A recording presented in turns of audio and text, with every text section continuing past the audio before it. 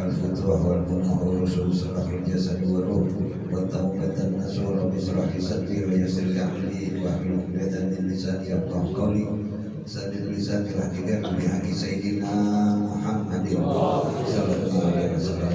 بعد hadirin jamaah Majelis Tahfidz Darul Farah yang insyaallah dimuliakan Allah Subhanahu wa taala. Alhamdulillah Mukarram Ustaz Ahmad Firdaus dan semua jamaah. Pada malam hari ini kita lanjutkan lagi kita Adabul Insan yang dikarang oleh Habib Usman bin Abdullah bin Aqil bin Yahya Mufti Betawi. Mari kita dengarkan Adabul Insan. Mudah-mudahan kita menjadi hamba yang beradab. Amin ya rabbal alamin. Bismillahirrahmanirrahim. Qala Syekhul Mu'allif rahimahullahu taala wa adama naf'a bihi wa barakati ulum wa bikum fid dharain amin. Qala radhiyallahu ankum. Bismillahirrahmanirrahim. Pasal yang pertama, adab hamba kepada Tuhannya bermula setelah si hamba mengenal pada Tuhannya Rabbul Alamin dengan segala sifatnya yang wajib, yang daripada itu bahwasanya Allah Subhanahu wa taala amat mengetahui dan amat melihat dan amat mendengar, dan bahwasanya Allah Subhanahu wa taala berjanji memberi surga kepada hambanya yang mengerjakan perintahnya lagi menjauhkan larangannya, dan berjanji menyiksa dengan api neraka atas yang meninggalkan perintahnya atau melanggar larangannya. Maka tentulah si hamba yang beriman itu mengerjakan segala yang wajib atau seumpama mengaji, sembahyang, puasa, dan menjauhkan segala maksiat, dan tentulah ia turuti perjalanan orang-orang yang baik yang ada sebutannya di dalam pasal ini. Wallahu a'lam. Bismillahirrahmanirrahim. Telah diterangkan di kitab Adabul Insan tentang mengenal adab kepada Allah Subhanahu wa taala. Terutama kita harus mengenal siapa Allah, Tuhan Sang Pencipta. Dan di samping itu kita harus yakin dengan disebut iman kepada Allah. Artinya iman yaitu percaya kepada Allah Subhanahu wa taala dengan adab. Artinya adab, kita harus mengetahui bahwa Allah itu Maha melihat dan Maha mendengar. Ya, jadi kita ini beriman kepada Allah harus taat kepadanya dengan iman tadi. Karena kalau kita berbuat apapun Allah melihat. Masa kita diciptakan melihat Allah buta? Tidak. Kita diciptakan mendengar, Allah juga Maha mendengar. Jadi hati-hati. Allah sudah pesan kepada kita bahwa siapa-siapa yang taat kepada Allah, Allah sediakan surga. Dan barang siapa yang tidak taat, bermaksiat, maka Allah siapkan neraka jahanam dengan azabnya. Alhamdulillah. Jadi ini dipesan adab kita kepada Allah adalah apa? Yang pertama iman, yakin bahwa Allah Maha melihat. Kalau semua orang-orang yang beriman, insya Allah selamat. Ya, ada salah satu barang siapa yang berjumpa denganku dalam keadaan sudah mati, maka dia rindu kepadaku, maka aku akan masukkan dia ke dalam surga. Artinya rindu termasuk iman. Rindu, kalau kita rindu dengan seseorang, ya, kira-kira kita mau gak ngingkari dia? Kira-kira mau gak? Karena kita rindu, kita sayang pada Allah, kita tidak bakal mengingkari. Dan yang kedua, barang siapa yang berjumpa denganku dalam keadaan sudah mati, maka dia takut semasa hidupnya dengan azab, maka dia akan aku jauhkan dari neraka jahanam. Takut dengan azab, dia nggak bakal mau maksiat. Makanya jangan main-main, jangan, dia nggak mau maksiat, dia takut dengan azab Allah. Maka aku akan jauhkan dari neraka jahanam. Yang ketiga, barang siapa yang berjumpa denganku dalam keadaan sudah mati, dia malu karena dengan sifatnya Allah Maha melihat, Allah Maha mendengar, dia malu. Di tempat keramaian pun mau tempat kesepian, dia malu, dia tidak berbuat apa-apa. Maka aku lupakan kedua malaikat Raqib dan Atid untuk melaporkan amal ibadahnya. Malaikat gak laporin, subhanallah, karena malu. Kalau kita malu, bagaimana sih malu? Kita malu sama seseorang bagaimana? Nah itu juga kita bermalu pada Allah, tidak berbuat maksiat. Jadi itu iman semuanya. Kita harus makrifat kepada Allah dengan sifatnya, dengan nama-namanya, dengan sifatnya wujud qidam baqa muhalafatul lil hawadisi qiyamuhu bi nafsihi wahdaniyah. Terus ada 20 sifat. Kita harus tahu, dan artinya wujud Allah ada. Allah ada, tapi nggak nampak. Lain dengan agama lain, Tuhannya nampak, kelihatan. Ya nggak? Bisa kita lewein itu Tuhannya. Ya nggak? Kalau kita Allahu Ahad, Allah itu Esa. Nah ini sifat-sifat beriman, akhlak atau adab kepada Allah itu terutama kerjakan segala perintah Allah, tinggalkan segala larangannya. Ini cukup deh. Insya Allah selamat. Kalau nggak tahu nanya tuh Firdaus ada Ahmad nanya. Jangan sampai kita beramal tanpa ilmu. Mardudatun la tuqbalun. Orang yang beramal tanpa ilmu maka amalnya dikembalikan oleh Allah Subhanahu wa taala. Jadi kita ini di mana majelis taklim, mudah-mudahan ada tadi kita bermunajah pada Allah melalui Yasin, bermunajah pada Allah melalui Ratibul Aqdas, bermunajah kepada Allah dan Rasulnya membaca sirah baginda Nabi besar Muhammad. Wah udah komplit ini, alhamdulillah. Malamnya juga malam Jumat, malam Sayyidil Ayyam. Malam Jumat pertama di bulan Dzulhijjah. Ini bulan Jumat pertama di bulan Dzulhijjah. Mudah-mudahan saudara kita, famili kita yang lagi menjadi tetamunya Allah diberi kesehatan, diberi kemudahan ibadahnya, sampai ke tanah air membawa haji yang mabrur. Amin ya Rabbal. Dan juga kita ada tugas, saudara kita menjadi tetamunya Allah, menjadi tetamunya baginda Nabi besar Muhammad sallallahu alaihi wasallam. Kita juga ada nilai daripada nilai-nilai mereka, yaitu kalau kita tidak awali di bulan Dzulhijjah puasa, kita ambil dua, puasa Tarwiyah dan puasa Arafah. Dua.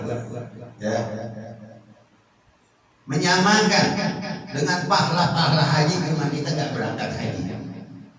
Orang yang berhaji pakai biaya banyak, tapi kita sedikit biayanya. Suruh nenteng kambing. Suruh apa? Ada yang nenteng besok? Insya Allah. Jangan cuma nungguin daging korban aja. Malu. Kita juga harus, sebagaimana sejarah Nabi Ibrahim alaihissalam. Kalau kita tahu pertama korban Qabil dan Habil, pertama kali itu berebut harim ya. Berebut harim, berebut perempuan. Ya sekarang aja, dulu udah ada berebut perempuan. Akhirnya disuruh potong kambing. Habil kambingnya diterima pertama kali. Tapi si Qabil kagak terima, enak aja. Sampai terjadi dibunuhnya pertama kali anak Adam, yaitu Habil. Dibunuh. Saking pengen, nggak mau diatur, nggak mau diseling. ya, kembarannya nggak mau diselip. Nah, ini. Nah setelah itu riwayat lagi siapa Nabi Ibrahim alaihissalam menyembelih 1000 ekor kambing, Masya Allah, 300 onta, 200 sapi, Masya Allah, hebat. Kira-kira hebat nggak tuh? Jangan kata di dunia, di langit tercengang para malaikat memuji Nabi Ibrahim alaihi salam. Lantas bersuara Nabi Ibrahim, ini sebagian kecil, kambing 1000, onta 300, sapi 2, sebagian kecil. Oh, bukan kecil lagi. Coba kalau kita satu aja nenteng, satu daus nenteng sapi satu, nggak pakai patungan, insya Allah. Hebat nggak kira-kira?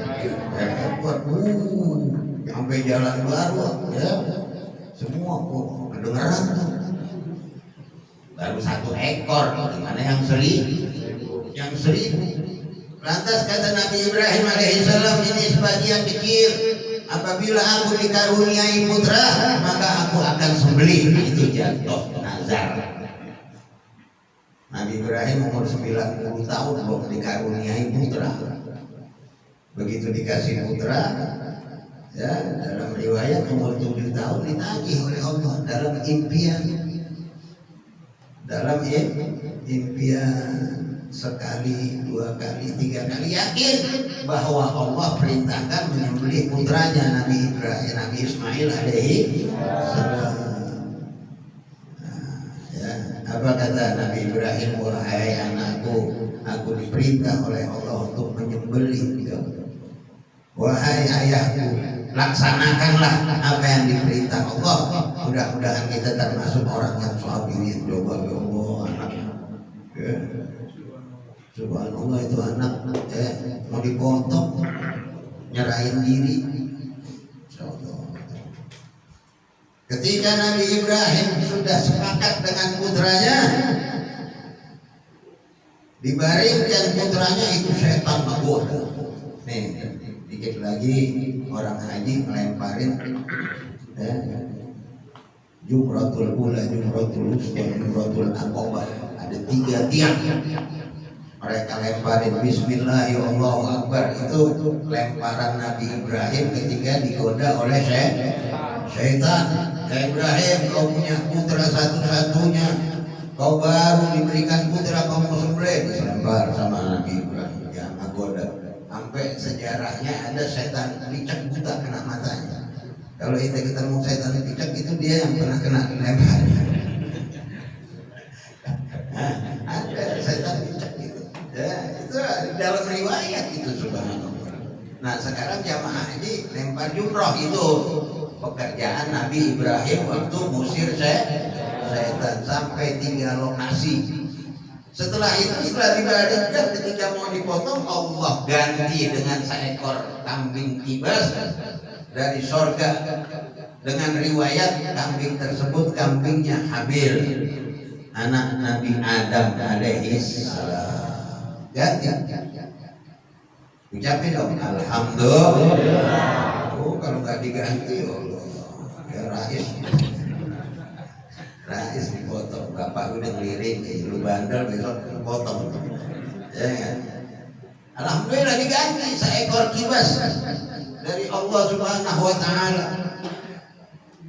Sampai diikuti oleh baginda Nabi besar Muhammad.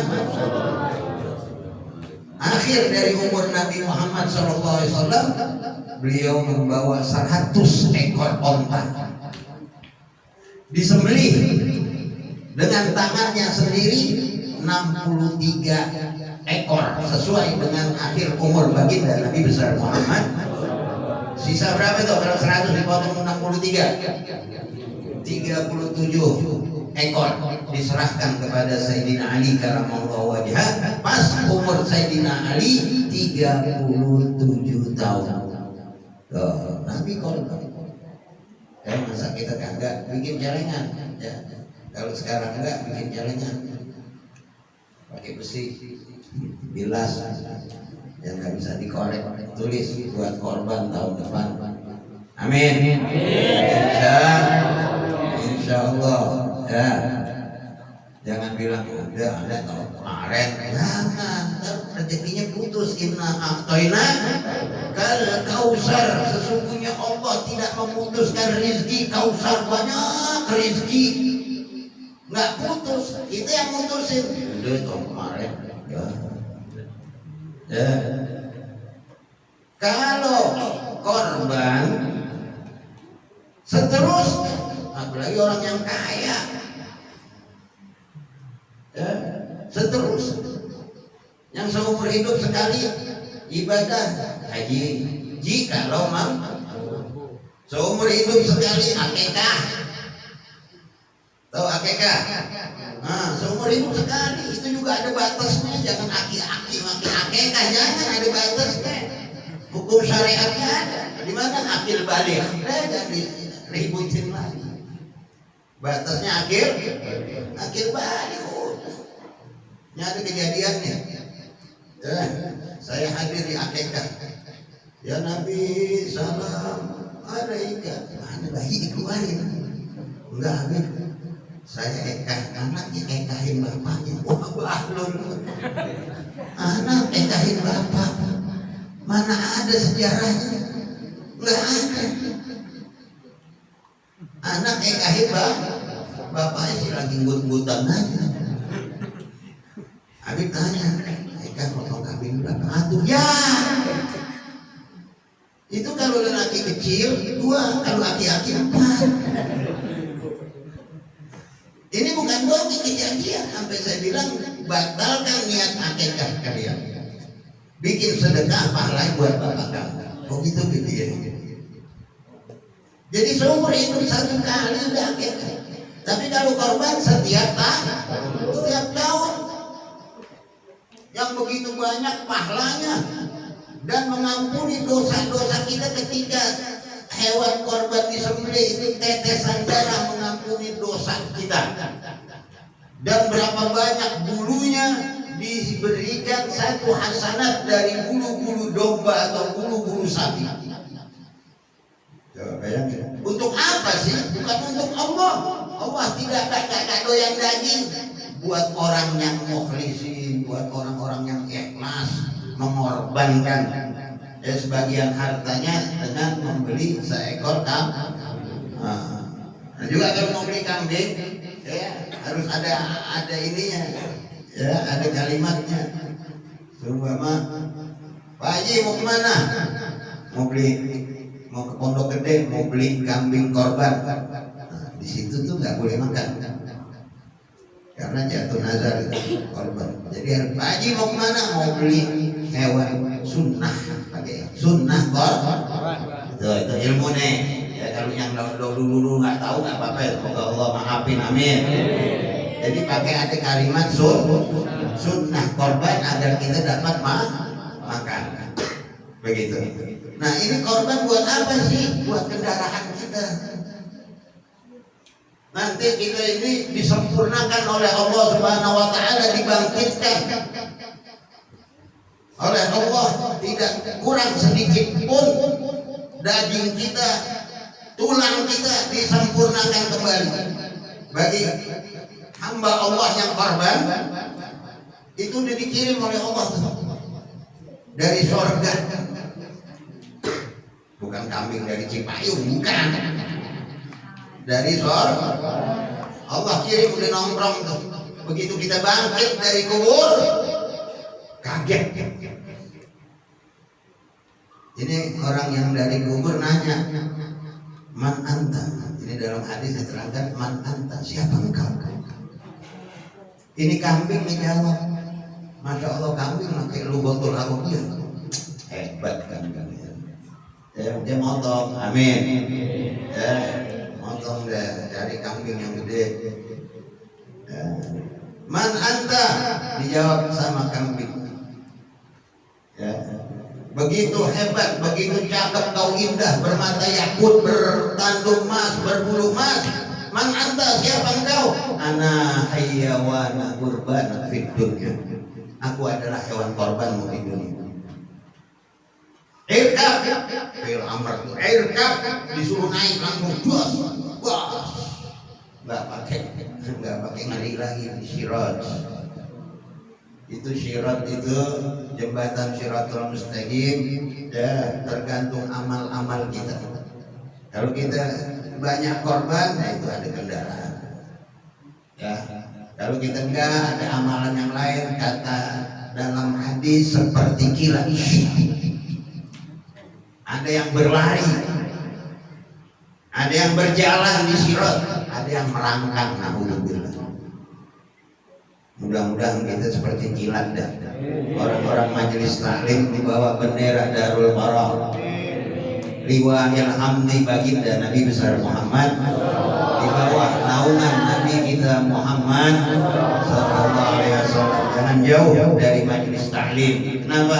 Karena kita duduk di mana majelis taklim menggembirakan tersenyumnya baginda Nabi besar Muhammad sallallahu alaihi wasallam. Maka dari itu kita ada pekerjaan di bulan Dzulhijjah. Yang pertama puasa ya, tarwiyah di hari Selasa, dan puasa Arafah di hari Rabu ya, dan juga hari rayanya hari Kamis ya. Mudah-mudahan diberi kesehatan ya, kita dapat berpuasa dan juga dapat menyembelih hewan korban ya. Ada juga sedikit ya, saya nggak mau patungan sapi, ntar naik sapi 7 orang nggak nyebur lagi katanya. Nggak begitu ya, kagak seperti itu. Memang ukuran ontak 7 orang, mau 1 sanggup silahkan, tapi serendah-rendahnya 1 ekor kambing. Sapi emang sudah dalam syariatnya buat 7 orang, patungan 7 orang buat 1 ekor sapi ya. Mudah-mudahan yang belum tahun ini, tahun depan ya, kita lihat ya, buat kendaraan kita. Kita punya Avanza aja di sini ya Allah, repot banget. Repot nggak? Kredit repot nggak? Repot, di foto, minta slip gaji segala macam ya nggak. DP-nya lebih dari sapi. Hah? Benar nggak? DP-nya kita ambil mobil lebih dari sapi, 30 juta bisa beli sapi 2. Buat tidurnya kita tinggal. Loh, bulanannya berapa? Hampir 4 juta. Sanggup? Setahun sekali beli kendaraan buat ke surga. Ini setahun sekali cuma 3,5 juta. Medek. Jangan begitu. Kumpulkan ya. Kumpulkan anak-anak muda juga ya, kumpulin. Jangan dikorek, main merokok korek lagi kan. Ya, mudah-mudahan panjang umur, sehat walafiat, biar pada ada rezekinya. Ya Allah, kita ikut korban, kita menyembelih hewan korban atas perintah Allah, dan kita taat dan kita beradab kepada Allah agar iman kita sempurna. Amin ya rabbal alamin. Qala Rasulullah sallallahu alaihi wasallam, ma qultu ana nabiyuna min qabli la ilaha illallah. La ilaha illallah. La ilaha illallah. Muhammadur Rasulullah.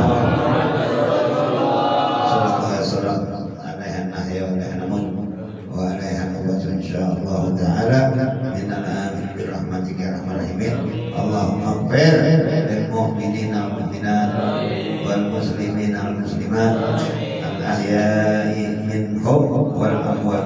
Allahumma hdina fi man hadait wa afina fi man afait wa tawallana fi man tawallait wa barik lana fi ma atait wa qina bi rahmatika syarra ma qadait. Wa sallallahu alaihi wasallam Muhammadin alihi wa sahbihi wasallam. Alhamdulillahirabbil alamin. Kurang lebih mohon maaf. Assalamualaikum warahmatullahi wabarakatuh. Waalaikumsalam.